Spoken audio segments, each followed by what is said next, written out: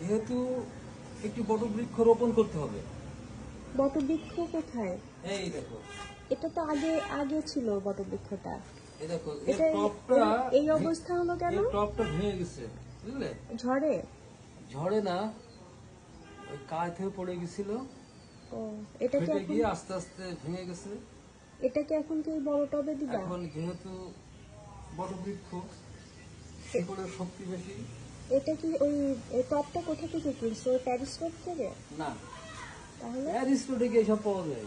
এটা কোথা থেকে কিনেছো? এটা কিনছি ওই ঢাকা রোডের এই হাইওয়ে পাশে কিছু কারখানা আছে। এগুলো আগের টবে ছিল এই মাটিগুলো, না নিয়ে আসছো? এটা টবে ছিটে হবে, ও, বুঝলে? এই পাশে নিয়ে আসো টবটা। কোন পাশে? ওখান থেকে নিয়ে টেনে টেনে মাটিগুলো নিয়ে যেতে তো অসুবিধা হবে অত দূর। না, সে কাছে নিয়ে আসো। সে আমি নিব না।